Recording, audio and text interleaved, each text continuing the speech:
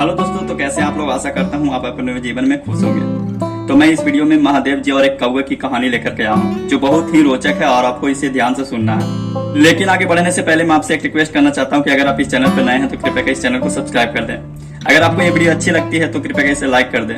तो चलते हैं, कहानियां स्टार्ट करते हैं। एक पेड़ पर एक कौवा और एक कोयल एक ही साथ रहा करते थे।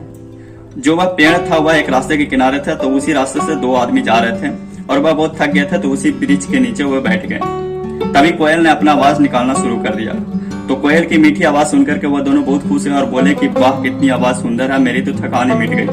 भर भर के तारीफ कोयल की करने लगे वो दोनों। कुछ देर के बाद वो कोयल बोलना बंद कर दी। तभी कौवा ने अपना आवाज निकालना शुरू कर दिया।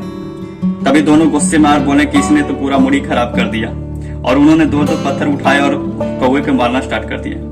तो कौवा वहां से उड़ करके भाग गया। कुछ देर के बाद वो दोनों व्यक्ति वहां से चले गए। तब वह कौवा रिटर्न आया, उसी डाली पर बैठ गया जहां पर कोयल था। तो कोयल से वह कौवा बोला कि बहन, तुम्हारी जिंदगी कितनी बढ़िया है, सब तुम्हारी तारीफ करते हैं। काला रंग है लेकिन तुम्हारी आवाज इतनी सुंदर है कि लोग तुम्हारी तारीफ करते हैं। तुम्हारी जिंदगी कितनी बढ़िया। तब कौवा फिर बोला कि बहन, तुम मुझे ऐसी उपाय बताओ कि जिससे कि मेरी आवाज भी तुम्हारी जैसी हो जाए। तब कोयल बोला कि ऐसा तो नहीं हो सकता, कोई भी तुम्हारी आवाज नहीं बदल सकता है, नहीं ऐसा कोई उपाय है। सिर्फ भोलेनाथ ही ब्रह्मा की लिखी हुई हर चीज में बदलाव कर सकते हैं। उन्हीं के पास ही ऐसी करने की क्षमता और किसी के पास नहीं है। तो तुम ऐसा करो कि भगवान भोलेनाथ के पास जाओ और उन्हीं से कुछ उपाय पूछो।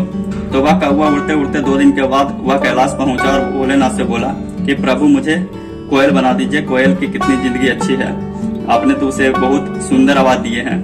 तो भगवान भोलेनाथ बोले कि तुम जाओ पहले कोयल के पास और पूछो कि उसकी जिंदगी कैसी है।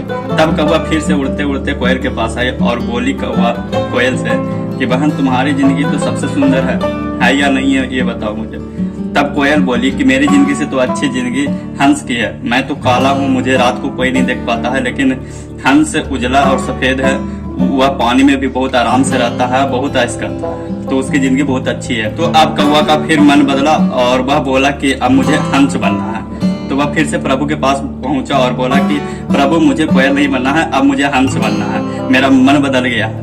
तब प्रभु फिर से बोले कि तुम फिर से अभी हंस के पास जाओ और उससे पूछो कि उसकी जिंदगी अच्छी है या खराब। तब वह कौवा फिर से उड़कर एक हंस के पास गया और वह हंस से पूछा कि तुम्हारी जिंदगी तो अच्छी है ना, तुम जिंदगी से खुश हो ना। तब हंस बोला कि मेरा जिंदगी तो नरक है, मेरा रंग सफेद जरूर है, लेकिन इसी सफेद के कारण मेरा जिंदगी नरक बन गया है। कब कौन शिकारी मुझे आकर के मार करके खा जाएगा पता नहीं चलेगा। मेरे से तो अच्छी जिंदगी तोते की है। तोते का रंग हरा भी है और लाल लाल चोंच है और मीठे मीठे फल भी खाता है। तब फिर कौवे का मन बदला। वह सोचा कि अब मुझे हंस नहीं बनना, मुझे अब तोता बनना है, क्योंकि हंस का तो जिंदगी नरक है। तो वह फिर से उड़ता हुआ प्रभु के पास, महादेव के पास पहुंचा और बोला कि प्रभु, अब मुझे हंस नहीं बनना है, मुझे तोता बनना, अब मुझे तोता बना दीजिए। तो वह फिर कौवा उड़ता उड़ता एक तोते के पास पहुंचा और बोला कि तुम्हारी जिंदगी तो मस्त कट रही है, तुम्हारी जिंदगी तो अच्छी है, तुम्हारा रंग भी खूबसूरत है, तुम मीठे मीठे फल खाती हो। तो फिर तोता बोला कि मेरी जिंदगी इसी रंग के कारण भयानक बनी हुई है, नरक बना हुआ है।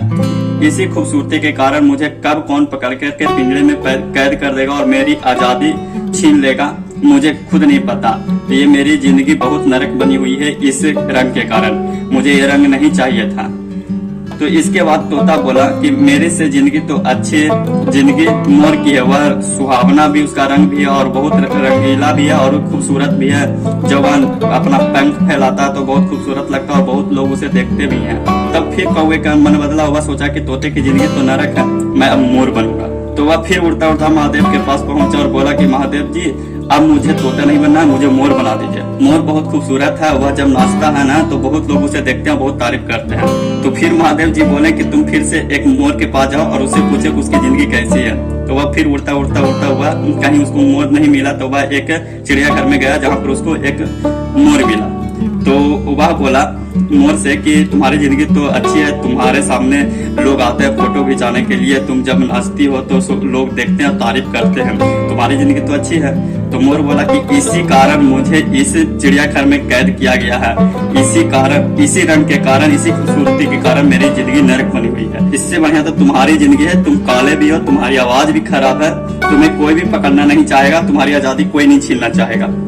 अब कौवे को समझ में आ गया था कि जो जिंदगी मिली है वही बहुत बढ़िया है, अब दूसरे से कंपेयर करना बेकार है। तो वह फिर उड़ता उड़ता महादेव जी के पास पहुंचा और बोला कि महादेव जी, मुझे कुछ नहीं बनना, जो मेरी जिंदगी मिली है मैं उसी में खुश रहूंगा। तब महादेव जी बोले कि मैं यही समझाना चाहता था तुमको कि जो भी तुमको जिंदगी मिली है वही तुम्हारा बढ़िया है, तुम दूसरे से कंपेयर नहीं कर। तो बोलिए हर हर महादेव।